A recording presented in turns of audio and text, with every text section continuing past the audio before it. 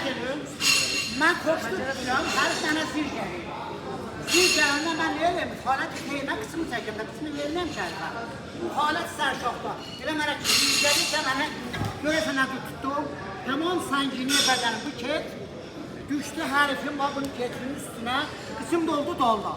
Tamam mirum adam buna fışar düşür. Elə burada tutacağım fəlifito bağlayam mən. Bu əlim görürsən. Bu əlim dedi hərfin bəqəlinə. Bu gəlib buz üstünə qalmıyor, şərif başını çıxardı o tərəfdən. Təvəzzə oldu. Yəni hər buzun var, hər başı mənim qarnımda qalar. Qoymuyorsun başçısı. Başçısa bu halətdə, bu mənim kəmərliyi verə, mən özümü xətərə sayıram. Mən tutuyorum bu halətdə, əlimə baxın görün halətdədir. Kəf edəz, deyən ki, əlimin üstünə baxın, bu əlimin üstünə.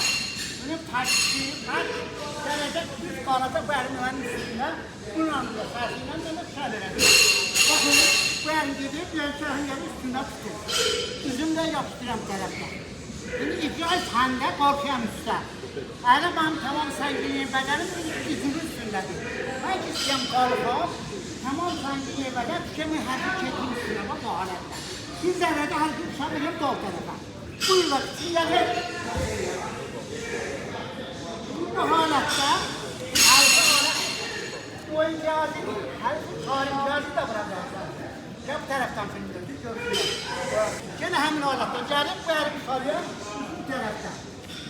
Mən tamam sənginliyin bədən düşəmirim, mən hərfi çəkirəm, ehtimalla bu mənim qısmı tutadır qısmı. Gene qısmı da tutar, gene bak burada tərtib, yapam.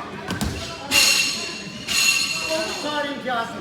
Yəni hər iki köydən gəlib, çar imtiyazı tərtib edir. Dağlardan tərtib edir, sən ki tərtib edir.